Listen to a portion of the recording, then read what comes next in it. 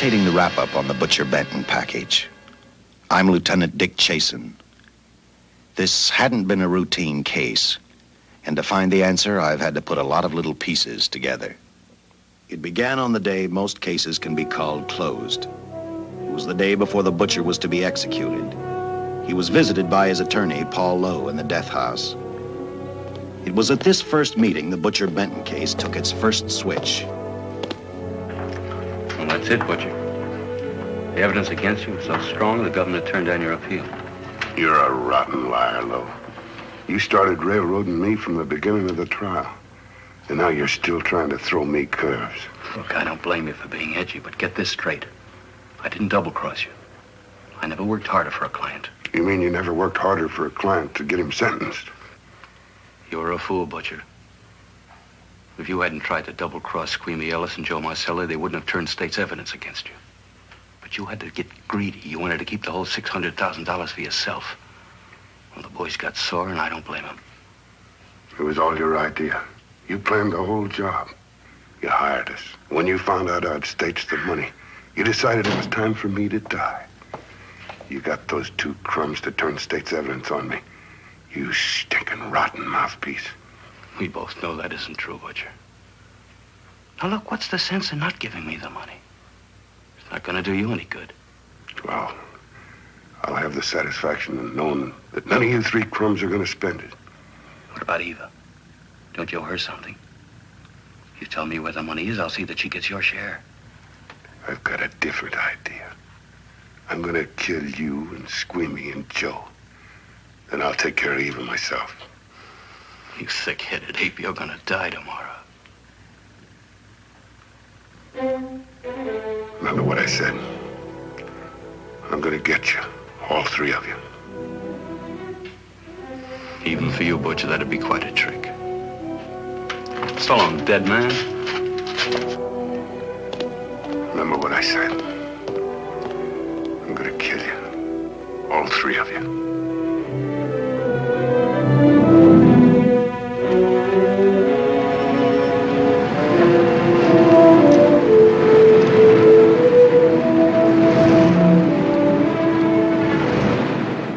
Back in Los Angeles, two men sat in a barroom listening to a newscaster tell his headline story.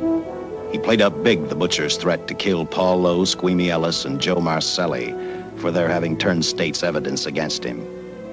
Squeamy Ellis didn't seem happy over the butcher's threat. Neither did Joe Marcelli. But they had figured, once a dead man, always a dead man. But this was one time everyone was in for a surprise, including the entire police department.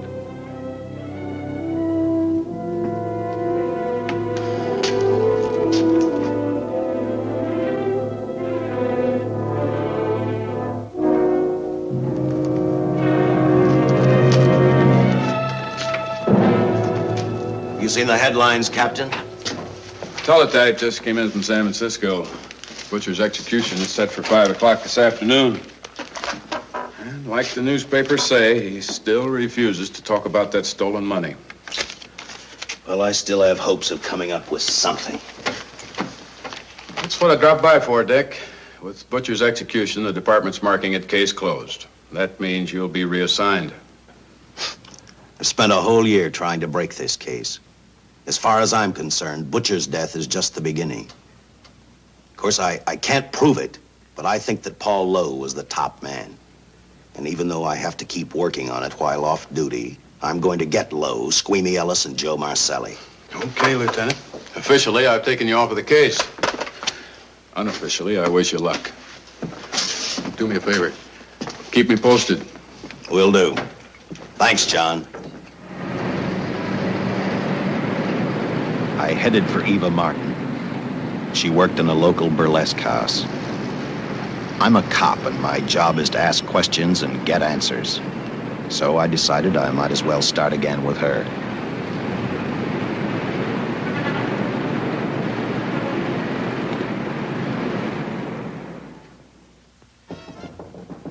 Come in. Oh. What do you want? I'd like to talk to you. Talk? You're a cop, aren't you? That's a good question. I can't even find a 3-ton armored car, let alone the $600,000, and I've been on the case a year. I've told you, and I've told you, and I've told you. I don't know anything about the money. I never did. Benton's gonna be dead in a little while. I thought it might make a difference. I never knew anything about the money. Call me dumb. I didn't even know Charles was in the rackets until the trial. Now, take it easy, kid. You're on, Eva.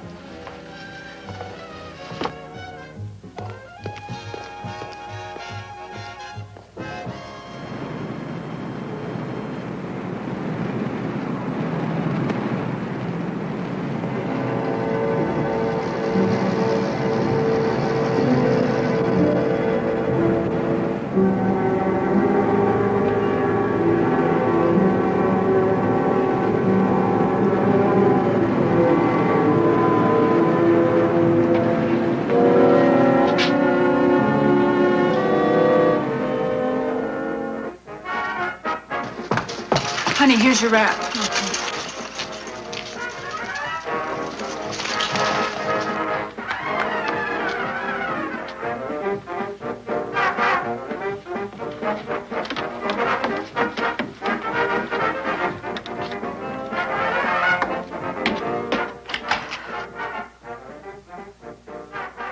A few moments ago, Butcher Benton, without revealing the whereabouts of the $600,000 stolen in the armored car holdup, paid for his crimes against society in the gas chamber at San Quentin. Now for a look at the international scene. Today... Come on, baby. Don't waste tears on Benton. I feel so badly about Charles. If I'd known, maybe I could have done something. How about a drink? We could both use one. An artist can't drink while she's working, Paul. Boy, see.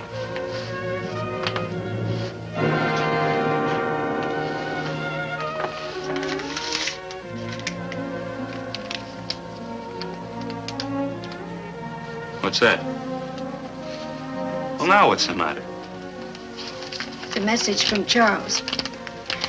He told me to open it if he died. Finale, Eva. All right. How about a steak after the show? No, thanks. Not tonight, Paul.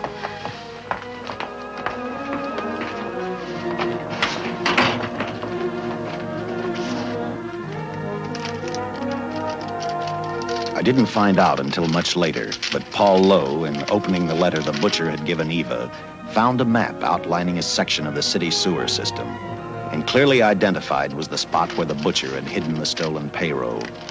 He replaced it with a $50 bill. I guess he figured $50 to gain $600,000 was not a bad day's work.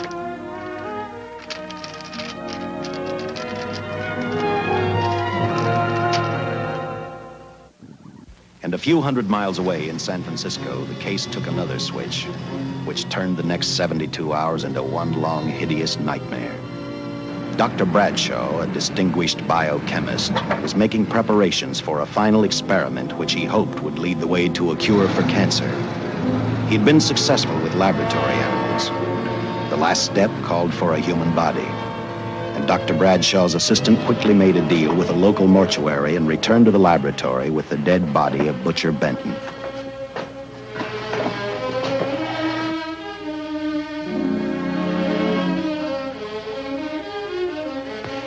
You made good time. Well, I didn't waste any. Any trouble? No, I just handed the money over and moved the body into your station wagon. That was that. Good. Get a syringe.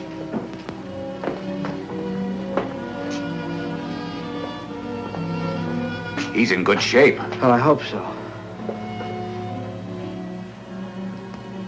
We'll get other blood samples later. We'll run this one through fast. Right.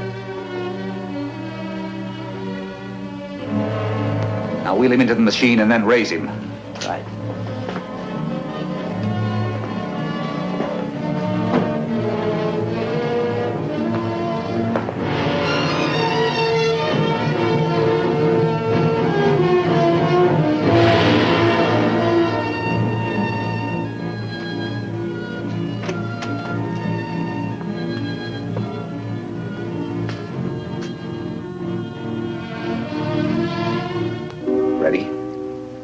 mean you're going to give him 287,000 volts? Yes, yes.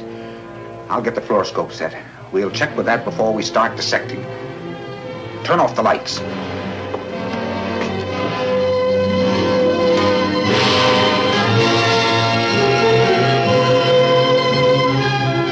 There you are, old boy.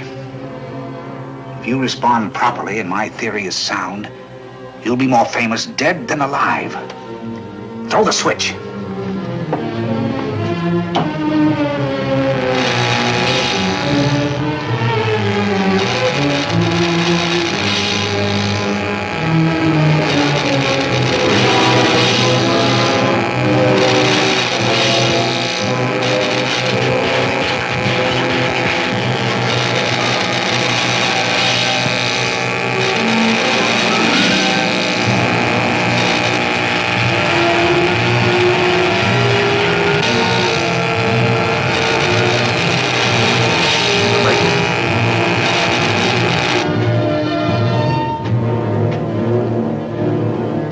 Wait, I thought I saw a pulsation of the heart. You're right. Dr. Bradshaw is beginning to breathe. You've brought this man back to life. No. The heart muscle has simply responded to a terrific electrical shock, that's all. Yes, but it does prove that the cells still function. Dr. Bradshaw, he is alive. A shock reaction, it can't last. His cells are multiplying now, if your theory is right. We could keep that reaction going longer. But it's worth a try. Get the body out.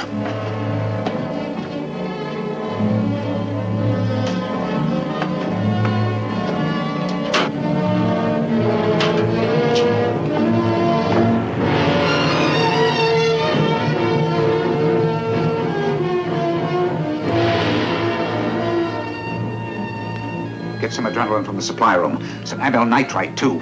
Hurry.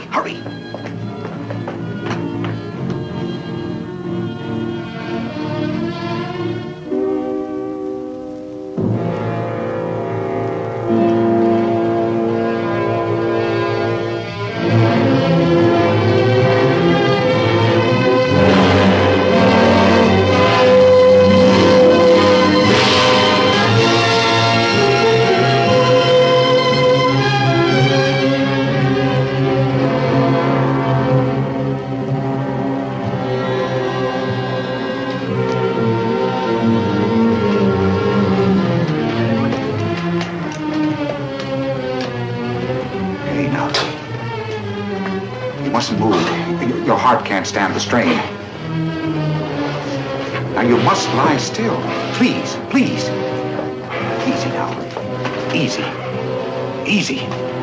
You must lie. Easy, please. Oh.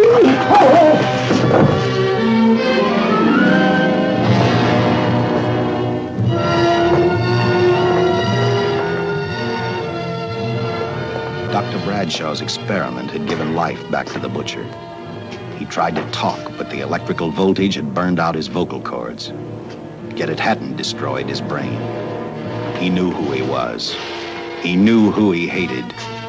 As he stumbled about the room, I think he thought only about one: kill Lowe, Squeamy, and Joe Marcelli. The tremendous electrical voltage that Dr. Bradshaw had given the butcher had increased his cellular structure to the point where he was no longer a man. Dr. Bradshaw's experiment had created a vicious, brutal animal with an almost inconceivable amount of strength. Dr. Bradshaw must have believed the butcher's regained life would last for only a few minutes. Therefore, instead of calling for help, the doctor decided to handle his creation alone. Now, easy, Benton. Just relax. I'm a doctor. I want to try to help you. Do you understand me? You're in my laboratory. The execution was carried out and you were declared dead. I tried an experiment on you and brought you back to life, although I didn't intend that. Now, you've had a great shock. Now come and sit down. Now, be quiet. Now, come and sit down. Take it easy. That's the boy.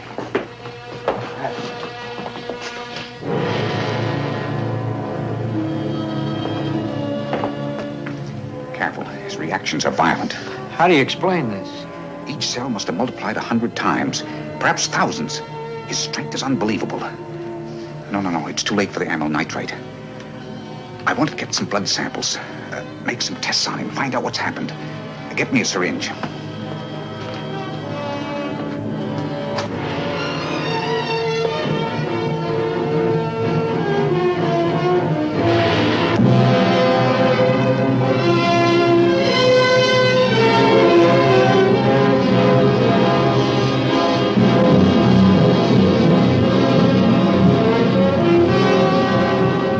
Why won't the needle penetrate the skin? The tissue must be nearly a solid mass of cells.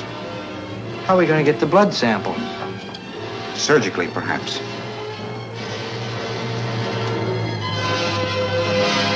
Now, take it easy. You can't leave here now. I'm responsible for your being alive.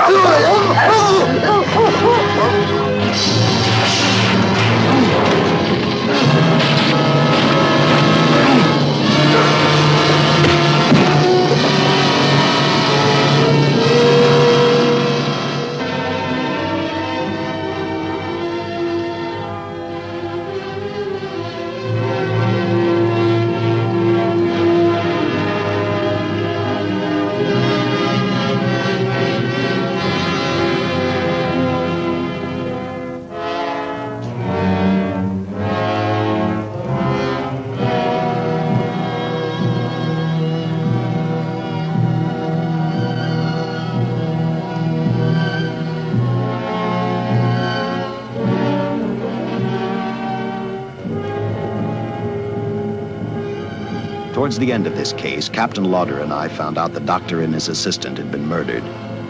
But I'm getting ahead of my story. The butcher didn't know how he had been brought back from the dead, and he didn't care. All he knew, he was alive. Then this monster-made man started thinking about Los Angeles.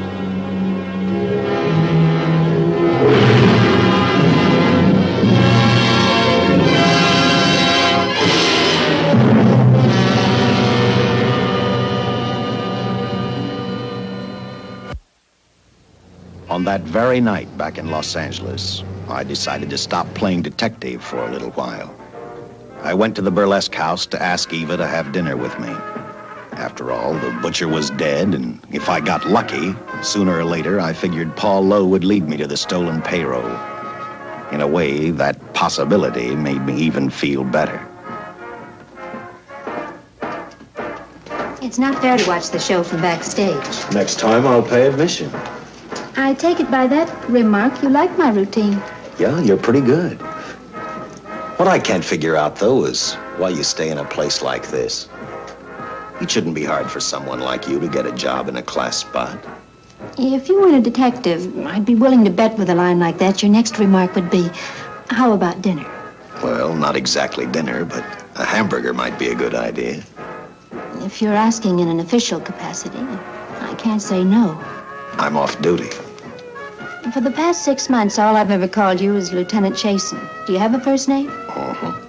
Dick. Give me 10 minutes for a quick change, because you've just made yourself a date, Lieutenant. I mean, Dick.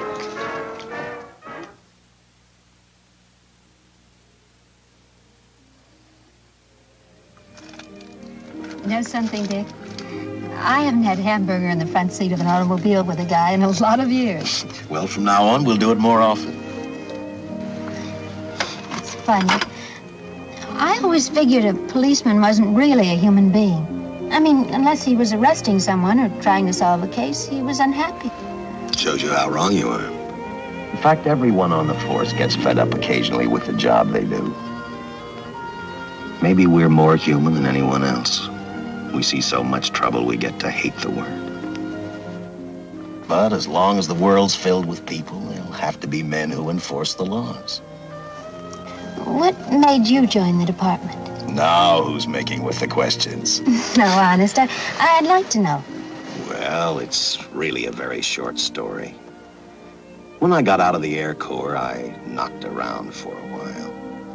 Well, I went to work for an oil company. One day, I went back to college on the GI Bill.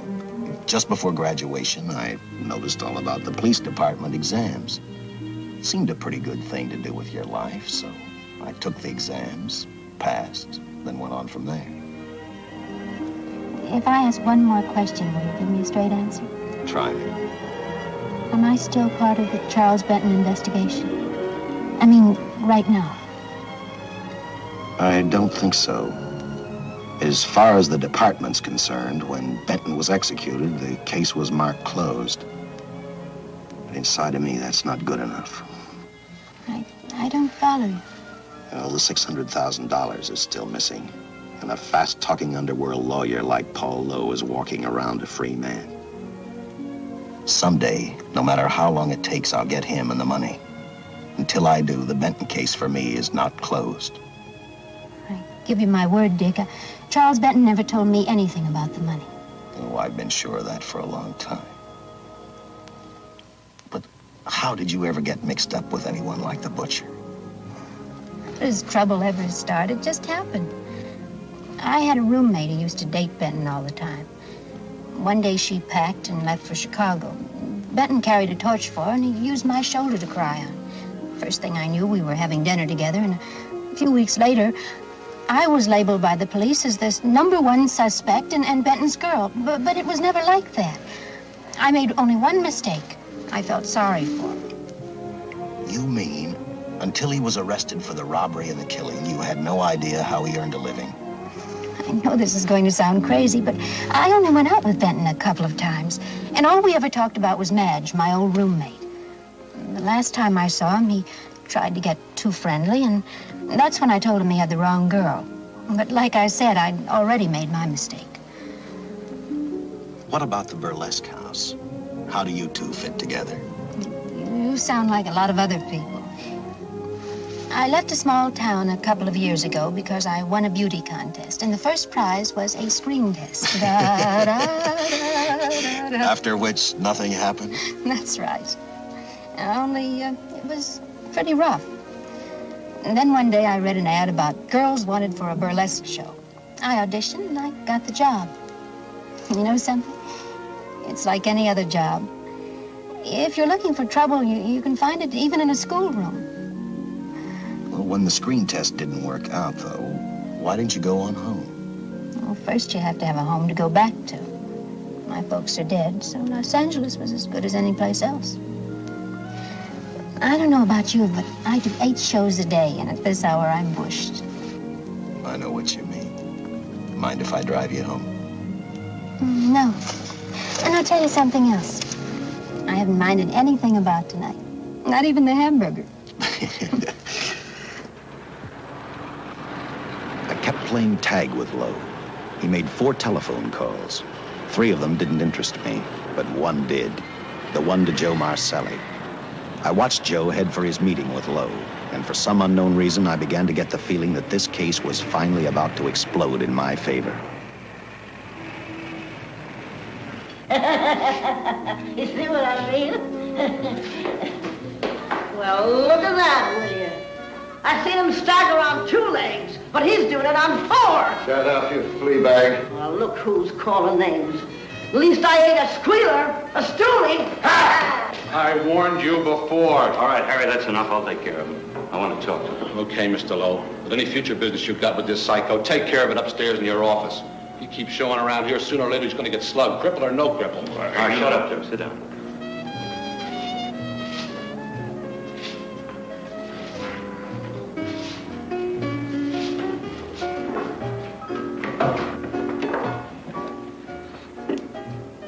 I need a shot, bad. You'll get one after I've talked to you. You sober enough to understand? Yeah, I run out of dough. No wonder. Look at you. You used to be the best torch man in town. Now I don't think you could crack a safe if you knew the combination. No jobs. Nobody wants me since I turned stakes on Benton. That's your doing. You taught me. All right, quit crying. I got a job for you. If you can stay off that stuff long enough. You know I can if I've got a job. How much? What is it? There's $2 grand in it for you. Where? Right near where he pulled the job. You interested?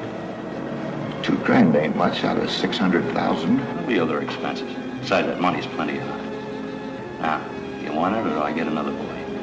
I'll do it. How soon do you want me to go to work? Set it up for tomorrow night. Call me before noon. I'm going to the races. 1. And that's all. The job's over.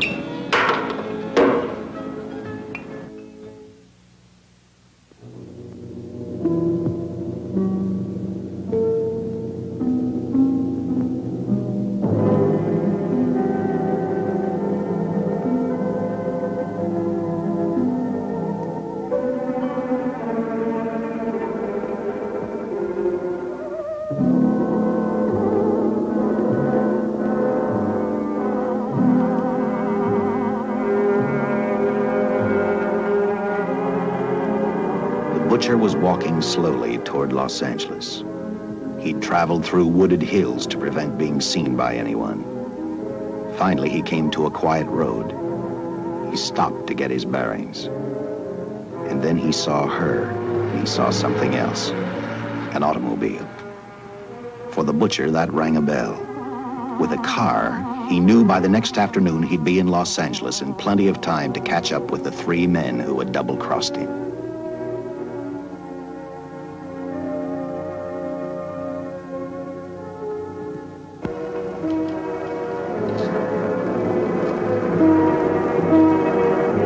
See, you're a real gentleman to be helping strangers in distress. I hope you don't mind me using the babe here as bait. Quite a dish, isn't she? But that's what she gets paid for. Bait, that is. Yes, sir. She's a real shaker artist of my outfit. Carnival man myself. Just call me Connie. Yeah. Well, friend, we're in a little bit of difficulty here. Got a flat tire, brand new car, no tools in the back. Why, some of these dealers make my carnival grifters look like babes in the woods.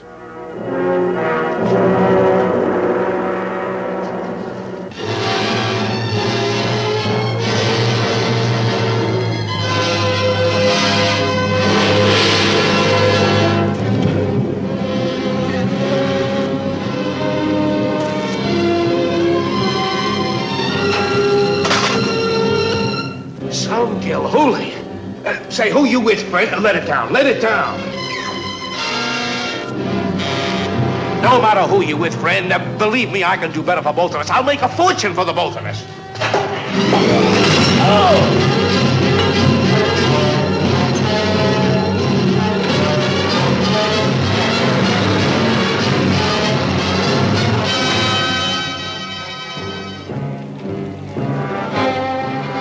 An hour later, the San Francisco Police Department sent out an APB.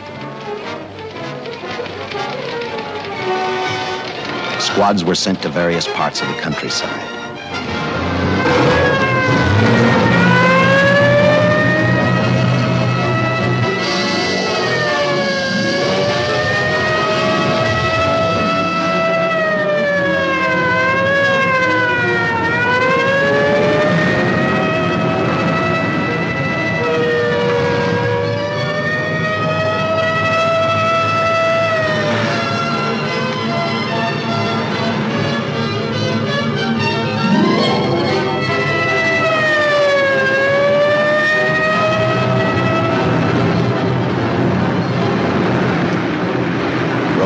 Were thrown up to catch the cold-blooded killer the hysterical girl had described.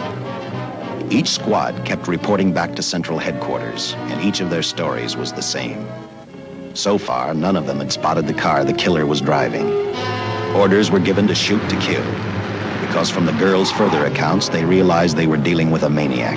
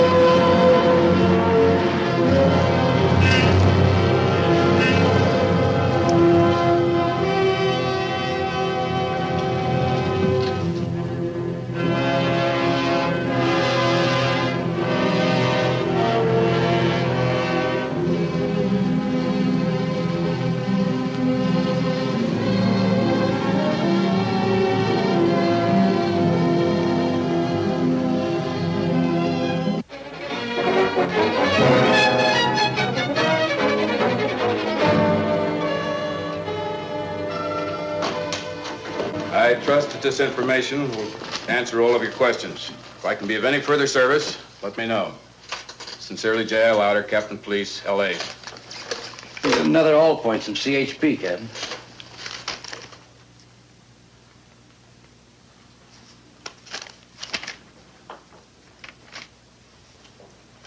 These reports sound like they come from a bunch of loonies. You sure do. There it is. Sergeant. Yeah. I want Lieutenant Chasen to look these over as soon as he comes in. All right, Captain. The next morning, I read the stories of the brutal murder of the 2 police officers. I also read the witness's statement about the bullets having no effect upon the killer. I felt sorry for the witness, and I thought about how easily a person's mind can become confused when suddenly they receive a brutal shock. I didn't believe a man existed who could not be stopped by a slug from a .45. Good morning, Captain. You and the rest of the force are going on 24-hour duty.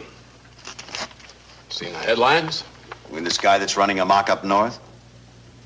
Yeah, the latest report, he's killed 2 police officers. Made a getaway in a green coupe heading south. I've got a hunch this killer's gonna be our baby. He could be in town right now. Yeah. You better get started, Lieutenant. Okay. Any new leads on that holdup money? I think the girl can probably be counted out. If any of the others are wise, they're keeping mighty quiet. Well, let it ride for now. The whole force is gonna be on the spot until we catch this killer. Newspapers will have a field day.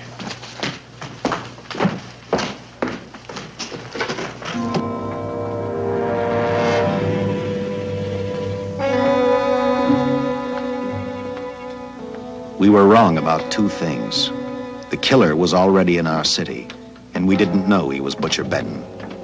He headed straight for Eva Martin. He went to her dressing room to get back the map he had left in the envelope with her. He wanted first to check his money, then catch up with Lowe and the others.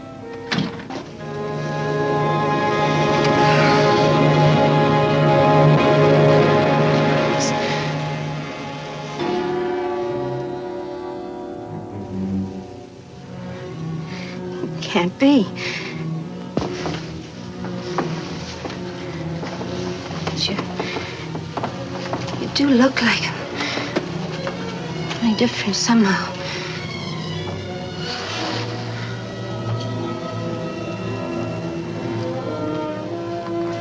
It is you. Why didn't somebody tell me? What's happened, Charles? Those look like bullet holes. Are they?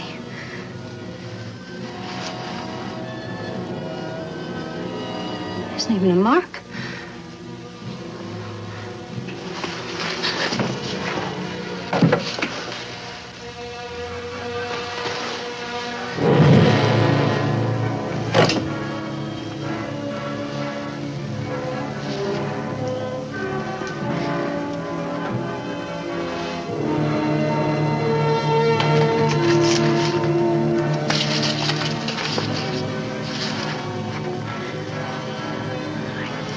I opened it like you told me. I found the $50. I didn't know why you left him. Oh, Paul didn't know why he was here.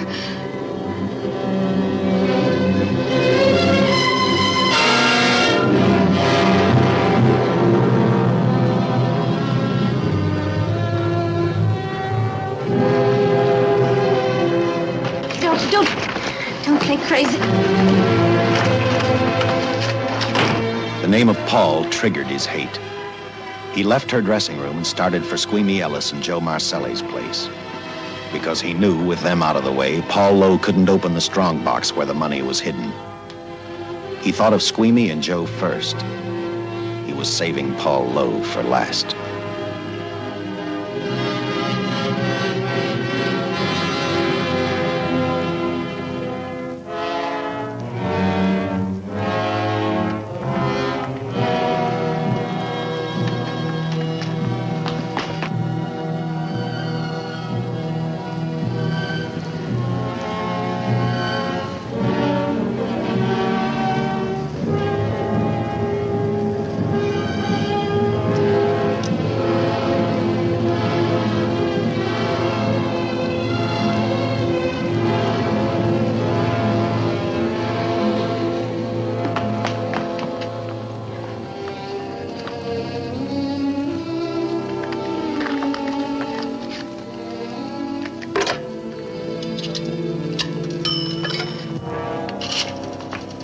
Hey, Eva, can I borrow your eyebrow pencil?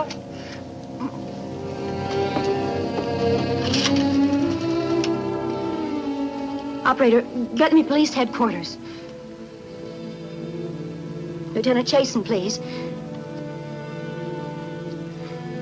When do you expect him? Well, tell him Charles Benton is alive, and even bullets can't stop him. I'm not crazy. Just say a friend of Charles. He'll know.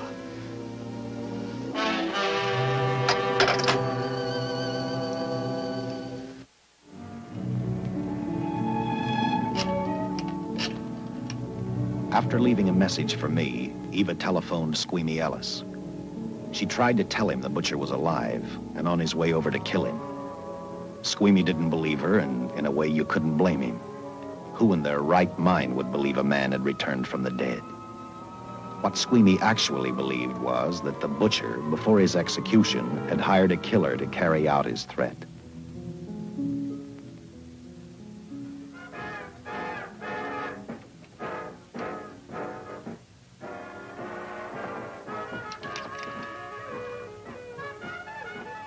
You sick?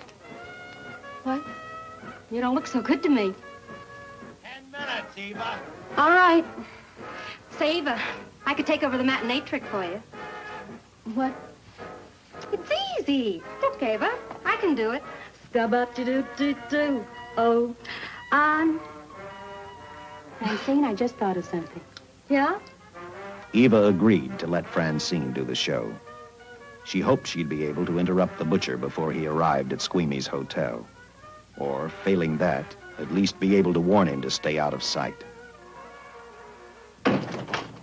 You wanted me, Captain? Yeah, I just had a rundown on those fingerprints of that stolen car up north. We got nothing on the driver who was killed or the woman with him. Take a good look at these. There's something funny about these. Yeah. The boys in the lab can't figure it out either. Those are the killers. They were found on the steering wheel. Looked like they'd been stamped in with a steel die. They sure do. These are Butcher Benton's. What? Well, they look the same to me. How do the lab boys explain that? They don't. Their best guess is a twin brother.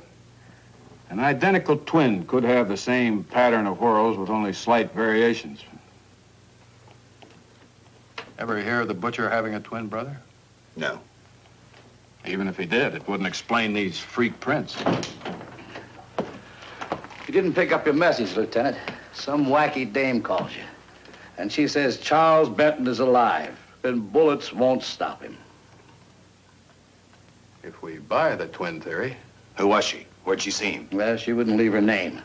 Sounded kind of hysterical to me. Said she was a friend of the butcher's.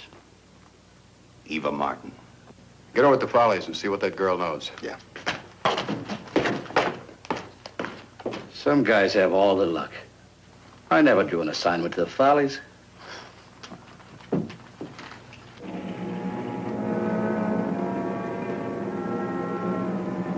Meanwhile, the butcher headed for Squeamy's hotel. He didn't seem to be in any particular hurry. Actually, he seemed like any normal person, on his way to work or on his way home.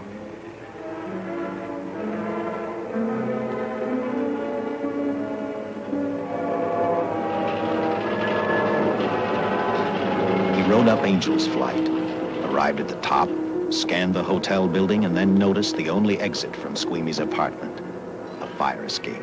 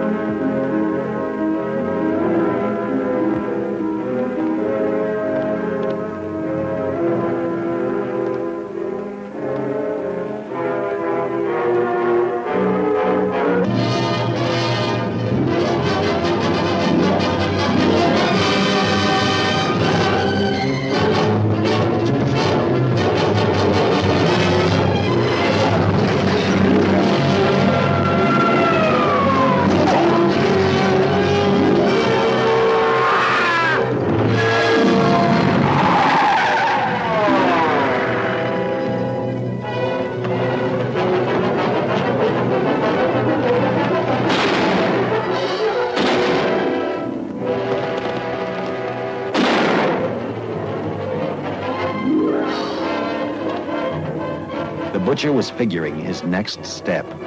And as he looked at the dead cop, he thought about Paul Lowe, the next man on his list. Seen Joe Marcelli? Not since last night when I told him I didn't want him around here no more. Give me a shot.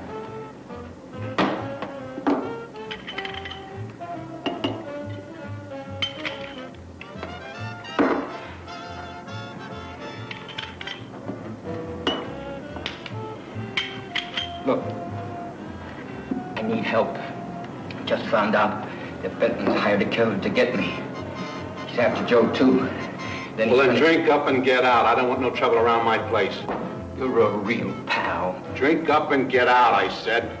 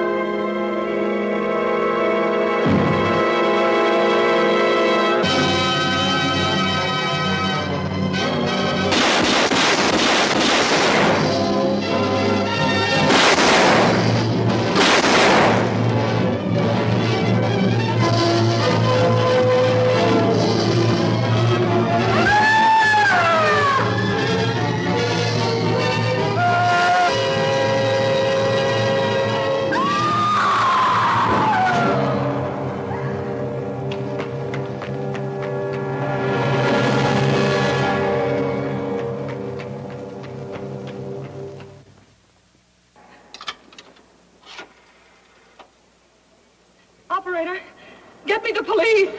Police! Yes!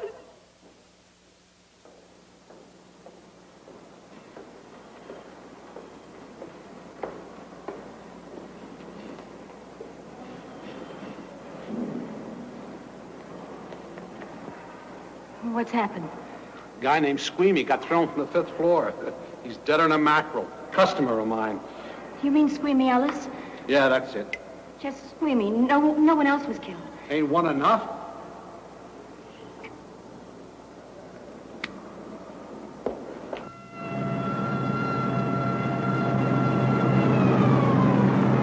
I tell you, the bullets never even phased him. He must have been wearing a bulletproof vest. God help us when the papers get a hold of this. Keep an officer on duty here till you hear from me. We'll get a stakeout on Joe Marcelli. I'd like to talk to Joe. Lauder, I'm going to call San Quentin. Suppose Benton is alive. Every available man's been put on the case now. Yes, sir. All right. All right. Anything new? Report on Dr. Bradshaw, owner of the station wagon. The San Francisco police located his laboratory in the basement of an electrical power receiving station. Bradshaw, what's he know? He's dead. And another man, too, his assistant. The lab is a shambles. But now we're getting some action from San Francisco. Benton's body never arrived at the mortuary where it was supposed to go. An attendant there finally broke down, admitted he picked up some quick cash by handing the body over to a man he was unable to identify. The man was driving a station wagon. Blasted man, the chief's on my neck, and the commissioners are on his, and the mayor's on theirs. Now, am I supposed to tell him that our killer is a dead man? They found a notebook in Bradshaw's lab. It ties his experiments in with a Professor Dwiggins at Caltech. I hope to hear from Dwiggins soon. Captain, report from the valley on a hysterical woman. Reports the presence of the killer. There's the location. Let's go.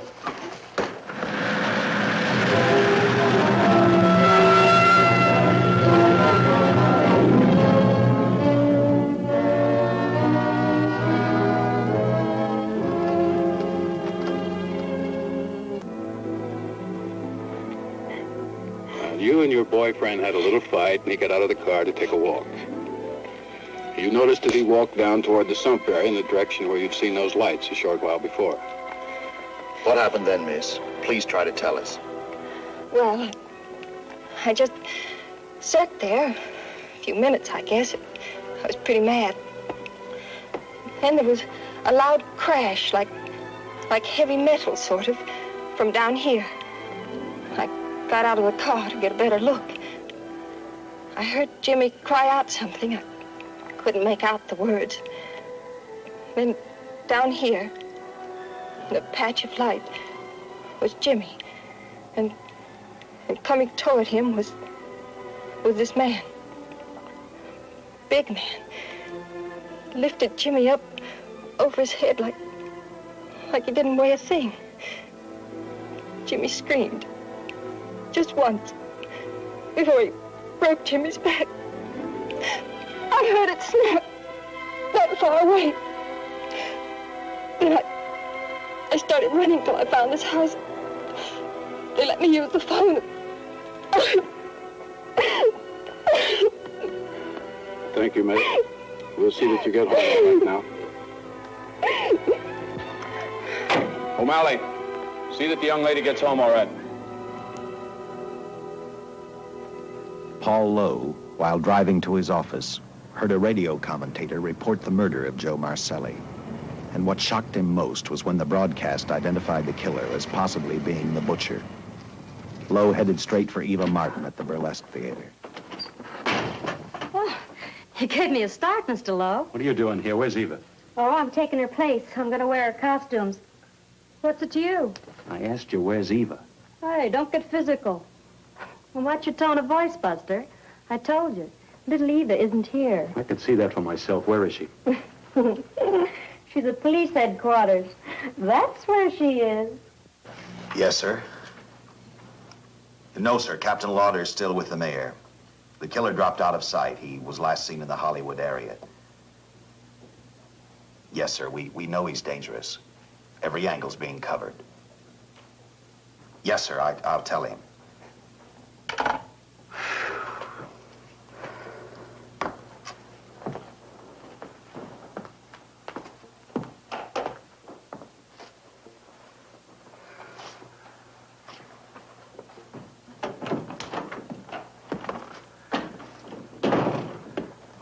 Here, see how these fit. Low heels. I'm sorry. It's the best our wardrobe department can afford. Any idea how soon the captain will be back? Now, look, I'm going to see the captain. I'll have to wait here all night. Paul. Paul, Charles killed Squeamy and Joe. Joe, too? Benton? He's alive. I saw him, but nobody will believe me. I'm checking it. My guess is whoever killed them is on the trail of the money, Lowe. Now, maybe you better start talking if you know anything about it. I don't know anything. Did the butcher have a brother? No brother. It was Charles. I saw the tattoo on his arm. Look, I demand police protection. Where's the money, Lowe? You heard me. I demand protection. I know my rights. We put stakeouts on your office and home. Well, that's not enough. It's enough as far as we're concerned.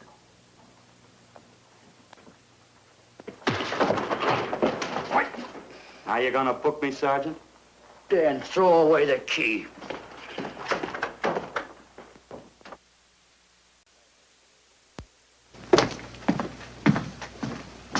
Thank you. Come up with anything yet, Dick? Oh, we've checked every hotel, motel, and rooming house in town. We've run a cross-check on every hangout Butcher ever used. Net results, blank. This is incredible. We not only discover a dead man turned killer, but it's beginning to look like he plays ghost, too. He's somewhere in this city, and if we have to take it apart brick by brick, we've got to get him. I may be way off, but I think Paul Lowe could tell us a lot. Maybe, but it's a cinch he's not going to. Well, suppose he had no alternative. You better grab some coffee. Your mind's beginning to play tricks on you. No, now, wait a minute. When Lowe came to us for police protection, it was because he was scared stiff the Butcher would add him to the list of Squeamy Ellis and Joe Marcelli. Go on. It figures, too. When he slugged the sergeant, he knew we'd book him right away. Oh, this Lowe's a pretty cute character. But we can play the same game. You mean we'll threaten to release him? Well, not exactly. You tell him you realize that he was excited, that throwing the punch was accidental. Tell him we're not going to make a charge, that he's completely released. Lieutenant, you know we can't do that. Lowell made his first mistake when he hit the sergeant, and that'll get him a year. As far as the department's concerned, at least it's a small victory. If my hunch is right, Lowe won't want to be on the streets with the Butcher looking for him. And he may talk, and talk a lot. Enough maybe for us to get rid of him permanently. Even lead us to the Butcher. If he's frightened enough, that might work. But if it doesn't... No, Dick, I'm not going to release him. I want him out of my way so bad I can taste it, but not bad enough to be responsible for getting him killed. The good thing about that, Captain, is the fact we know it, but Lowe doesn't. Let's give it a try. All right, Lowe. Come on out. I think you'll find everything in there. You're free to go, Mr. Lowell. Wait a minute. Who do you think you're kidding? You arrested me for assaulting an officer. Court, I'll plead guilty. With luck, I might get off with 6 months. For a lawyer, you're forgetting a very important point. If no charge is made, there's no trial. It was a tough day for everyone. We figured your nerves were on edge, and when you threw the punch, you didn't know what you were doing. I've squared everything with the sergeant. It's all over, all forgotten. Yeah? Why'd you bring a stenographer? Simply because I wanted a record of our conversation at the time of your release. Okay, Lowell, let's go. Oh, wait a minute. Once out on those streets and I'm a dead man. You let me go, you'll be responsible for murder. Oh, come off it, Lowe. You're imagining things. You know the Butcher threatened to kill me. You set me free, he'll do it. Well, that's just a risk we'll have to take. But the way I look at it, Mr. Lowell, you'll be okay. Look, Captain, I'll make a deal with you. You keep me here, and I'll tell you how to recover the money. Maybe even catch the Butcher. No deals, Lowell. You'd probably tell us anything just to stall for time. Come on, let's get out of here. Now, wait a minute. All right. I'll tell you the truth. Start taking this down. I, Paul Lowe, hired Butcher Benton, Squeamy Ellis, and Joe Marcelli to pull off the armored car holdup. And then Lowe continued with his confession.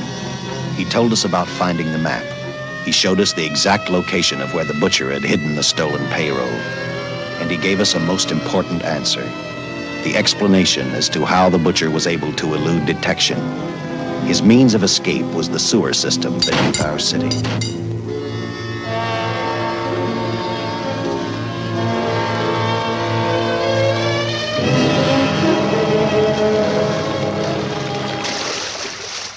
The department went to work fast. Every police squad in the city was detailed to cover a specific area. Every entrance and exit to the Los Angeles city sewer system of 700 miles was covered. Captain Lauder and I, along with several other squads, headed for the entrance where, according to the map, Butcher had hidden the money.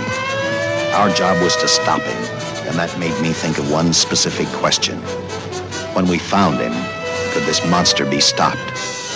I, for one, wasn't sure.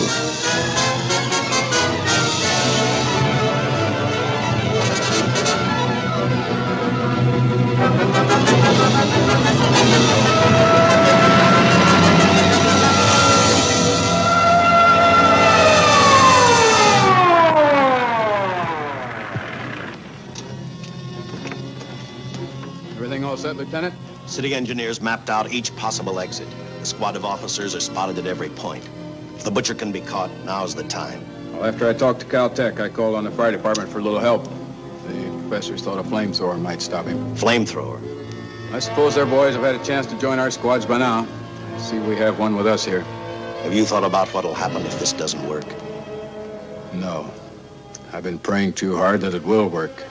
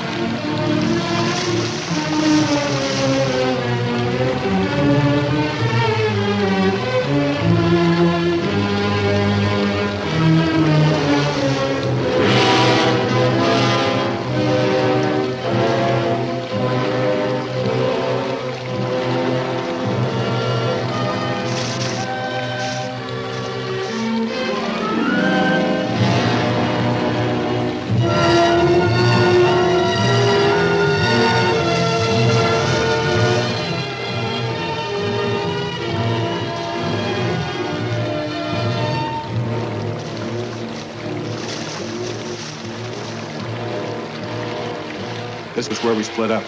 I'll go straight ahead.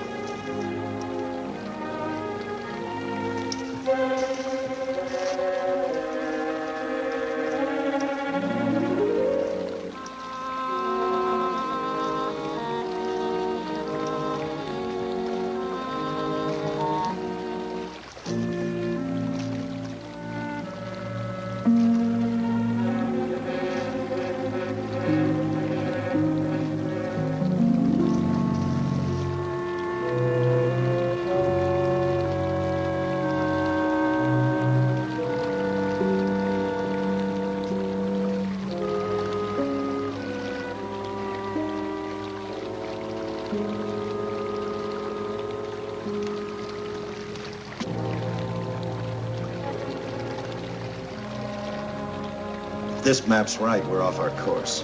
We'll have to backtrack.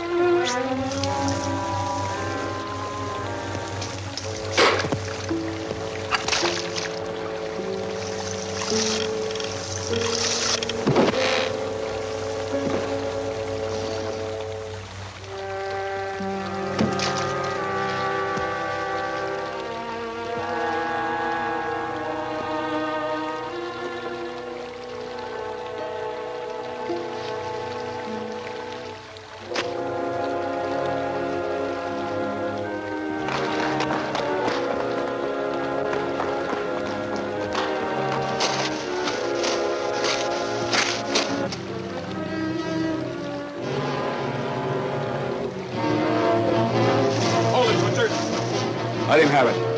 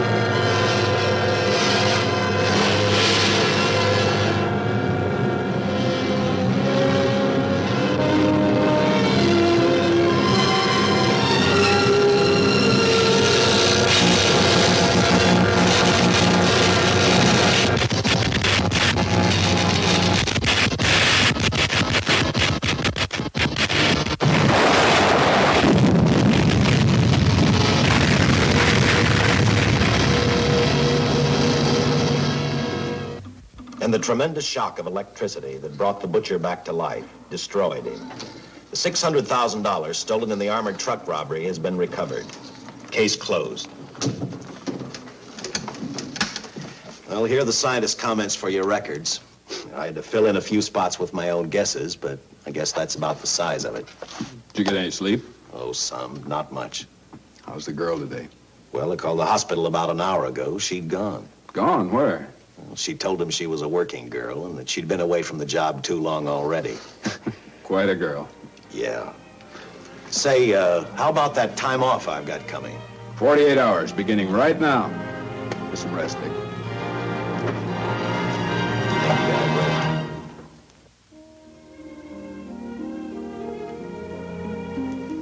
know something, Dick? The past 72 hours seem like a bad dream.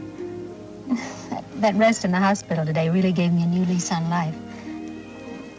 Now that it's over, I can't believe it actually happened. The important thing is to remember it is all over. I suppose you'll be assigned to another case. I'll have to give up hamburgers in the front seat of the car for steaks in a restaurant. No. I've thought about that. In fact, I decided to do something about it. I started by talking the captain into a short holiday, and just about an hour ago, I got you fired. What? What did you do that for? I figured that being my wife would take up all of your time. Even if I wanted to say no, I couldn't. You're not supposed to say no to a detective. I figured that, too.